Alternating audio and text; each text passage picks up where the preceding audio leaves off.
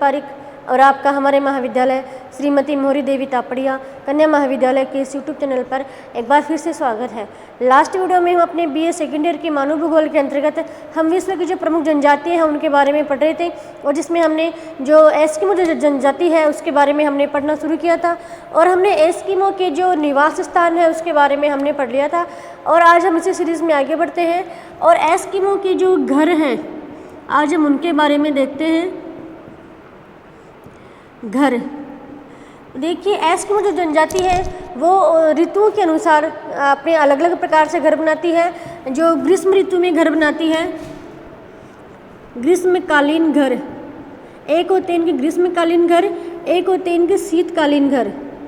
शीतकालीन घर तो ये एस्किमो जो जनजाति है वो शीत ऋतु में और ग्रीष्म ऋतु में अलग अलग प्रकार से अपने घर बनाती है। ग्रीष्म ऋतु में जो घर बनाते हैं उन्हें हम कहते हैं ट्यूपिक।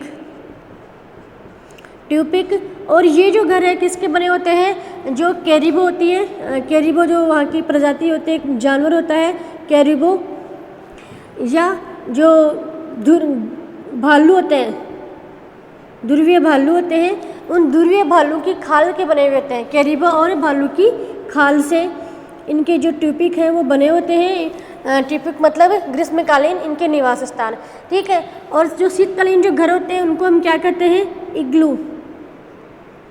इग्लू कहा जाता है इनके शीतकालीन घर को।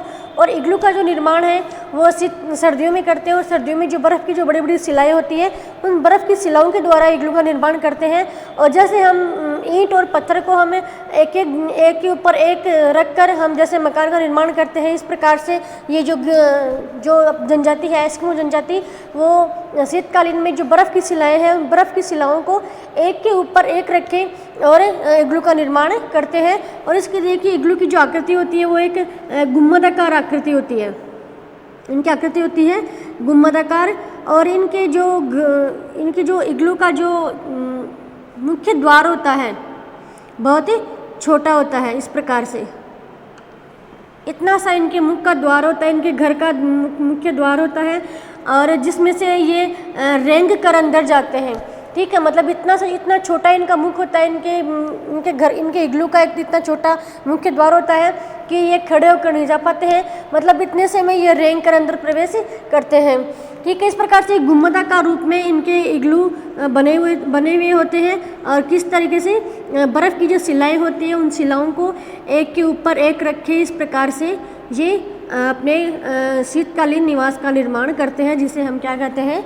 इग्लू। इस प्रकार से इनकी आकृति होती है और ये बर्फ़ की सिलाओं से बने होते हैं। और इनकी जो ये इग्लू है, इग्लू के जो अंदर की जो परत होती है, अंदर की जो इनकी लेयर होती है वो बनी होती है खाल की बनी हुई होती है, इसलिए गर्म रहती है, ठीक है। तो ये इनके ग्रीष्मकालीन और शीतकालीन घर है। इनके ग्रीष्मकालीन जो घर होते हैं उनको हम क्या कहते हैं? ट्यूपिक। ये क्वेश्चन बहुत बार एग्जाम में पूछा जाता है कि जो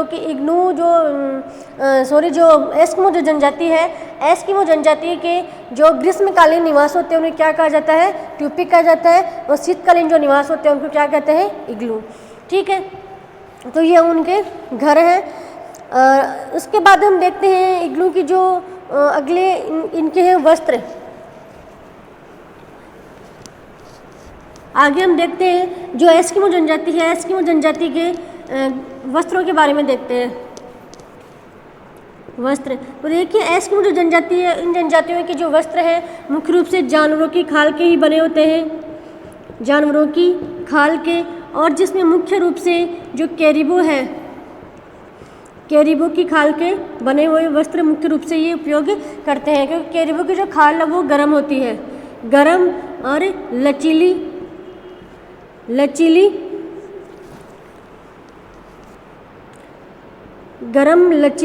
और मुलायम होती है। इसीलिए ये जो जनजाति है एस्किमो जनजाति वो कैरिबो के बने हुए वस्त्रों का उपयोग करती है और कैरिबो की खाल के बने हुए। इसके अलावा जहाँ कैरिबो जो जानवर नहीं पाया जाता है वहाँ पे ध्रुवीय जो भालू होते हैं, ध्रुवीय भालू की जो खाल होती है उस ध्रुवीय भालू की खाल के बने हुए वस्त्रों का भी उपयोग करते हैं। तो मुख्य रूप से जो एस्किमो जनजाति है वह वस्त्र के रूप में केवल जानवरों की खाल का उपयोग करती है, वह जानवरों की खाल के बने हुए वस्त्रों का उपयोग करती है। और ये जो एस्किमो जनजाति है उसके हम पुरुषों के जो वस्त्रों के बारे में देखें तो पुरुषों के द्वारा जो उपयोग में लिया गया एक वस्त्र होता है, एक जर्सी होती है ऊपर पहनने की। उसका जो जैसे जो ऊनी जो जर्सी होती है, ठीक है, उनके द्वारा इसका जो रंग रूप हमें दिखाई देता है, जिससे हम क्या कहते हैं, तिमियाक। ये पुरुषों के द्वारा पहनी गई एक जर्सी होती है, ठीक है, इसे हम तिमियाक कहते हैं। और इनके जर्सी के नीचे जो पहनते हैं उसे हम कहते हैं अनोहाक। ये पुरुषों के द्वारा पहने गए वस्त्रों के नाम हैं। और पुरुषों के द्वारा जो जूते पहने जाते हैं उनके नाम है कार्मिक।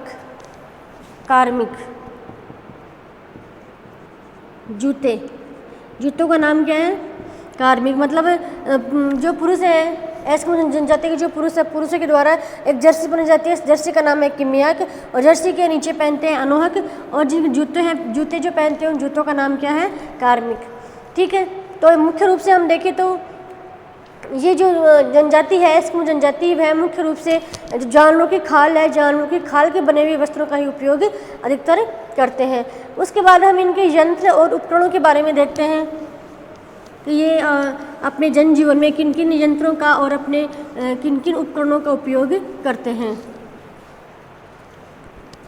यंत्र या उपकरण, देखिए एस्किमो जनजाति के द्वारा किए गए जो यंत्र हैं उसमें पहला है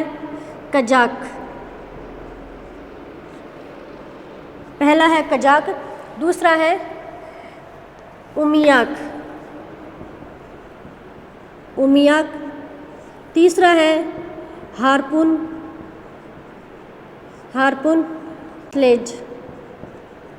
स्लेज गाड़ी। देखिए एस्किमो जनजाति के द्वारा अपने जनजीवन में ये चार मुख्य रूप से उपकरणों का प्रयोग किया जाता है। पहली है कजाक, दूसरी है उमियाक, तीसरी हारपून और स्लेज गाड़ी। देखिए कजाक क्या होती है, एक कजाक नाव होती है, इस नाव का नाम कजाक है। और ये किसके द्वारा उपयोग में ली जाती है, पुरुषों के द्वारा। जब पुरुष एस्किमो जनजाति के जब पुरुष शिकार करने के लिए जाते हैं तो शिकार करने के लिए जब ये जिस नाव का उपयोग करते हैं, नाव में बैठ के जाते हैं, तो उस नाव का नाम क्या है, कजाक। और जब ये उमियाक, अगला यंत्र है इनका उमियाक, तो उमियाक भी एक नाव है, ठीक है। और इस नाव का उपयोग किया जाता है स्त्रियों के द्वारा। जो एस्किमो जनजाति की जो स्त्री है, उन स्त्रियों के द्वारा उमियाक नामक नाव का उपयोग किया जाता है। जब स्त्रियाँ शिकार करने के लिए जाती हैं तो इस नाव का उपयोग करती है। अगला इनका यंत्र है हारपून। तो हारपून भी एक हथियार है जिसके द्वारा ये जो एस्किमो जो जनजाति है वो शिकार करती है, ठीक है, मछली का शिकार करती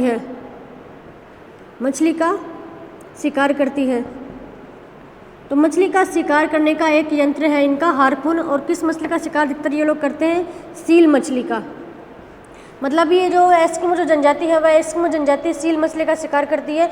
तो सील मछली का शिकार करने का इनका महत्वपूर्ण यंत्र होता है, वो होता है हारपून नामक यंत्र के द्वारा ये सील मछली का शिकार कर लेते हैं। उसके बाद इनकी जो अगला जो यंत्र है वो है स्लेज गाड़ी। देखिए ग्रीष्मकालीन में जब शीतकाल में जब बर्फ़ जम जाती है तो बर्फ़ के ऊपर ये लोग सैर करने के लिए जाते हैं। तो ये किस गाड़ी का उपयोग करते हैं, स्लेज गाड़ी का। और यह जो गाड़ी है वो जो मछली है, मछलियों की हड्डियों से बनी होती है। जैसे व्हेल मछली है, व्हेल की जो हड्डियां होती है उस हड्डियों के द्वारा इस गाड़ी का निर्माण किया जाता है। और 12 सींगा के जो सींग है, उस 12 सींगा के सींगों का उपयोग किया जाता है इस गाड़ी का हैंडल बनाने में, ठीक है। और यह जो गाड़ी है जो कुत्तों के द्वारा खींची जाती है, यह गाड़ी खींची जाती है। और जहाँ पर कुत्ते नहीं होते वहाँ पर रेनडियर वहाँ का जानवर होता है, तो रेनडियर के द्वारा भी यह जो स्लेज गाड़ी है वो खींची जाती है। तो ये है इनके 4 महत्वपूर्ण यंत्र। कजाक जो नाव होती है पुरुषों के द्वारा काम में ली जाती है, उमियाक भी एक नाव होती है जो स्त्रियों के द्वारा काम में ली जाती है, और हारपून एक मछली का शिकार करने का एक महत्वपूर्ण यंत्र होता है, और स्लेज गाड़ी है जिसके ऊपर ये सैर करने के लिए जाते हैं, ठीक है। तो ये इनके महत्वपूर्ण यंत्र है। इसके बाद हम देखते हैं इनके समाज के बारे में देखते हैं कि इनका समाज किस प्रकार का है। इनके क्या क्या इनके सामाजिक रीति रिवाज हैं उनके बारे में हम देखते हैं। अगला है समाज। तो देखिए एस्किमो जनजाति के समाज के बारे में हम देखें तो इनका जो समाज एक पितृसत्तात्मक समाज है। पितृसत्तात्मक इनका समाज है और यहाँ का जो सबसे वृद्ध पुरुष होता है वह वृद्ध पुरुष ही इनके समाज का एक मुखिया होता है। इनके समाज का मुखिया कौन होता है? सबसे वृद्ध पुरुष। सबसे वृद्ध पुरुष होता है, सबसे बड़ा जो पुरुष होता है वह वृद्ध पुरुष इनके समाज का मुखिया होता है और सभी लोग उसके द्वारा दिए गए जो आदेश उन आदेशों की पालना करते हैं और वही जो वृद्ध पुरुष है वही वृद्ध उनके समाज का एक अध्यक्ष होता है। उनके समाज में कोई भी जो सामाजिक क्रियाकलाप होते हैं उन सामाजिक क्रियाकलापों की अध्यक्षता भी वह वृद्ध पुरुष ही करता है और उसी के द्वारा भी उस वृद्ध पुरुष के द्वारा ही यह निश्चित किया जाता है कि इनके घर है वो कहाँ बनाए जाए और इनका जो शिकार का क्षेत्र है वो कौन कौन सा होता है, मतलब शिकार का क्षेत्रों का चयन भी उसी पुरुष के द्वारा किया जाता है और जो सामाजिक सभी जो कार्यकलाप उनका जो प्रतिनिधित्व है वो सभी कार्य जो मुखिया होता है इनका जो सबसे बड़ा वृद्ध पुरुष होता है उसके द्वारा किया जाता है। ठीक है, तो इसके आगे हम इसके समाज के बारे में देखें तो इनके समाज में ग्रीष्मकालीन में कुछ उत्सवों का आयोजन भी किया जाता है। उत्सवों और समारोह का भी आयोजन किया जाता है। तो उस समारोह में क्या होता है, कुछ प्रतियोगिताएं होती हैं जैसे जो शक्ति प्रदर्शन की प्रतियोगिता भी होती है इनमें। ठीक है, इसके अलावा आखेट का भी इनमें प्रतियोगिता होती है। आखेट की प्रतियोगिता भी इनमें होती है। लेकिन ये जो एस्किमो जो जनजाति है वो युद्ध से अपरिचित होते हैं। युद्ध से बिल्कुल अपरिचित होते हैं। इनमें युद्ध के बारे में ये लोग बिल्कुल भी नहीं समझते हैं। तो यह इनका सामाजिक जनजीवन है। ठीक है, तो इसके आगे हम देखते हैं इनका अगला जो है आधुनिक संस्कृति से संपर्क। मतलब इनका जो आधुनिकरण है वो कुछ हद तक इनका आधुनिकरण भी वर्तमान समय में हो चुका है। आधुनिक संस्कृति से संपर्क।